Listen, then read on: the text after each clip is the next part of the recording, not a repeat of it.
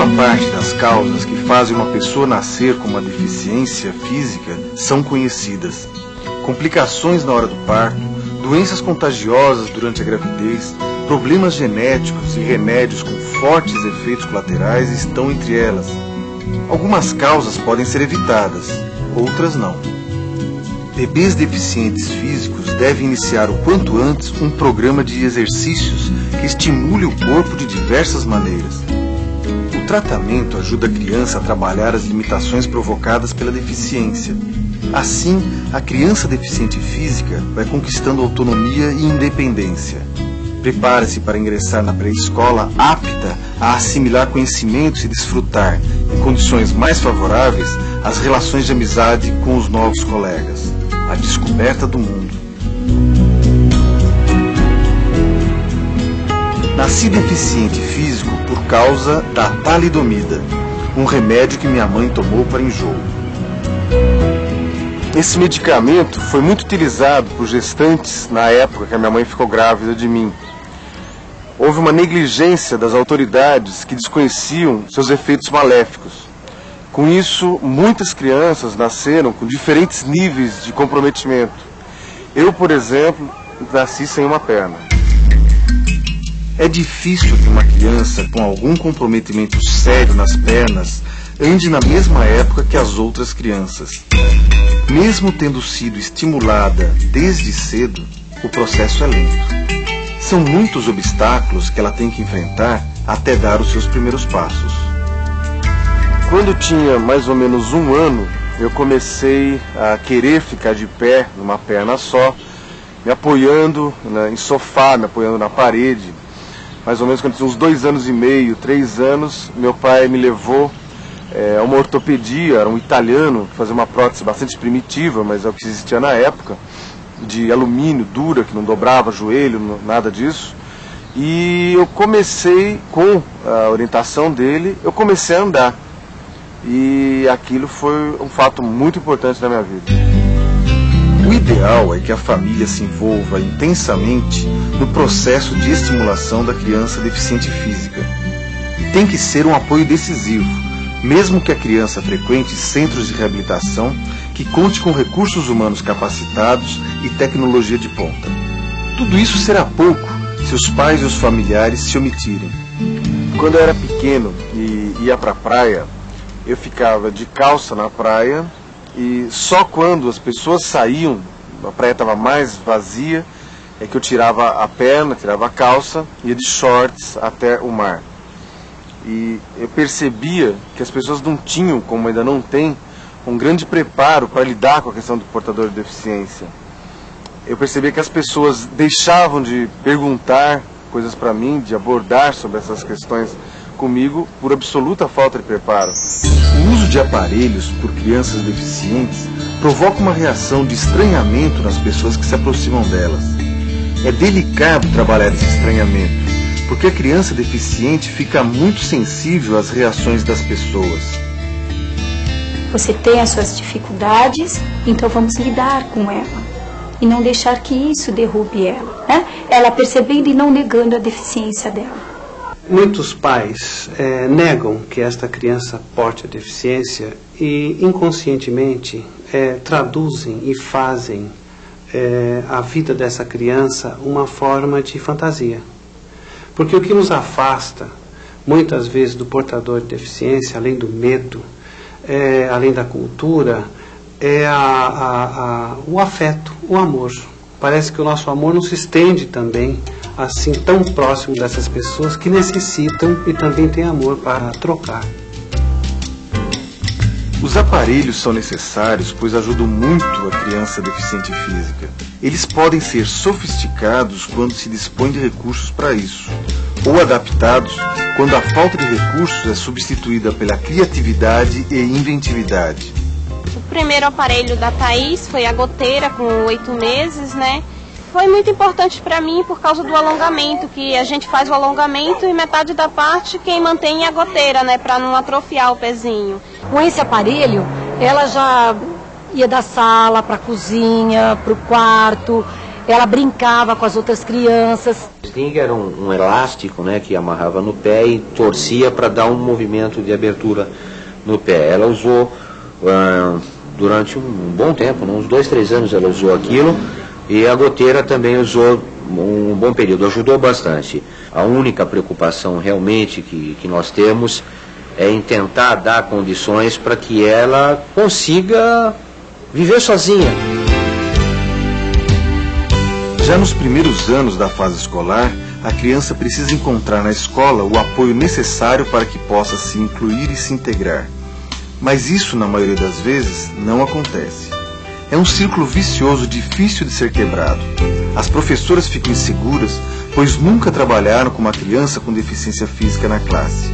E porque se recusam a conhecer, tudo fica como está. A vida do deficiente pode ser incrivelmente facilitada se a equipe de professores e funcionários estiver sensibilizada, atenta e disposta a ajudar a criança a se desenvolver de acordo com as suas possibilidades. Quando ela voltou às aulas, ela estava um pouco debilitada para andar. Ela precisava de uma pessoa que desse a mão para ela para andar.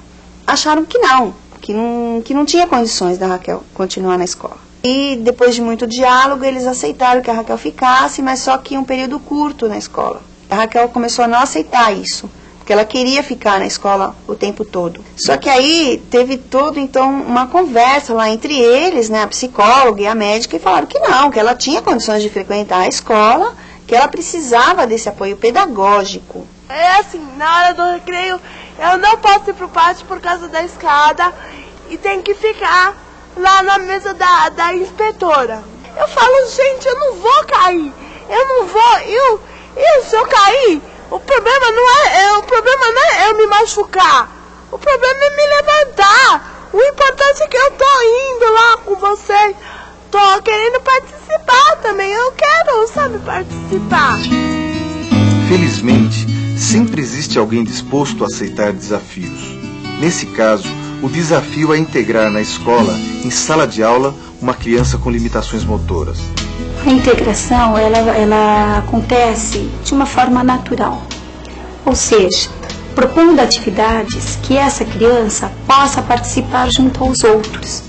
Se essa criança tem uma dificuldade visual, ela precisa sentar na frente. Se essa criança tem uma dificuldade motora, ela também precisa sentar na frente. E aí verifica-se a necessidade dessa criança sentar próxima à porta ou próxima à mesa do professor, frente às necessidades que ela encontrará no percurso escolar dela. Se é uma criança que usa uma cadeira de rodas, no momento de jogos como basquete, como vôlei, ela pode estar apitando. Nós temos crianças que apresentam uma certa autonomia e crianças que não apresentam autonomia. No caso de crianças que são muito dependentes, principalmente para ir ao banheiro, a necessidade da disponibilidade do pessoal que trabalha na própria escola. Agora, em crianças que apresentam uma certa autonomia, não há necessidade nenhuma. E acho que isso cabe muito uma ajuda do professor. Ele tem que ter flexibilidade, ele tem que ter uma tolerância maior e ajudar essa criança. Por exemplo, para atividade no escorregar da mesa, que tem dificuldade de levantar, a gente gruda com durex na mesa. Quando vai fazer atividades de recorte, você procura estar dando ou com as mãos, ou uma atividade que você possa segurar na mão dele e auxiliar ele a recortar. Que a criança portadora de uma deficiência, ela porta a deficiência, mas ela não é a deficiência. E que isso não irá trazer prejuízo algum às outras crianças que não portam a deficiência. Eu comecei a me envolver com as pessoas mais diferenciadas da escola. Então aquela menina de cabelo sarará, aquele mais desajeitado, aquele mais gordinho, aquele que não é exatamente o padrão das outras crianças. Entre 4 e 6 anos, uma criança que não é deficiente já tem coordenação de seus movimentos. Controla mais seu corpo e se torna cada vez mais independente nas atividades do dia a dia. Eu sempre me sentia bastante independente com relação a usar a prótese. Quando era pequeno eu chamava de perninho. O único problema que eu tinha era realmente quando a minha prótese quebrava, isso era constante, o material era muito mais frágil e mais primitivo. Isso mexia muito com a minha autoestima e foi a quando isso acontecia, eu tinha que pedir que alguém me levasse para arrumar a prótese.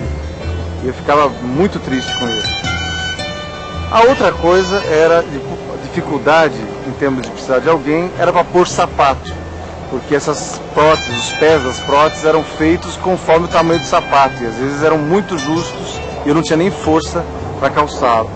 Tinha muita vontade de conviver com as outras crianças da mesma maneira que elas faziam tudo que elas faziam. E aí eu quebrava também muita prótese, porque eu tentava correr junto com elas. E às vezes elas, como crianças, às vezes tem essa maldade inocente, saíam correndo e me deixavam sem conseguir acompanhá-las. Há pessoas portadoras de deficiência cujo comprometimento do cérebro afeta também a linguagem. A criança portadora de uma deficiência física não necessariamente vai ter um comprometimento intelectual. Muitas vezes ela apresenta uma fala rudimentar baseada em gestos, gritos, choros, tentativa de agarrar, tocar o interlocutor por uma impossibilidade motora de desenvolver a fala.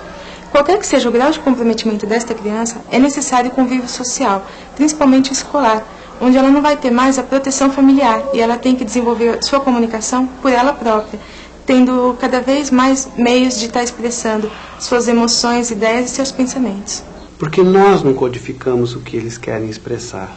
Muitas vezes eles querem dizer uma palavra e sai um som gutural. Só que nós não codificamos isto. Então nós passamos a não entender. Nós vamos querer que eles se expressem de uma forma como nós nos expressamos e isso é muito difícil.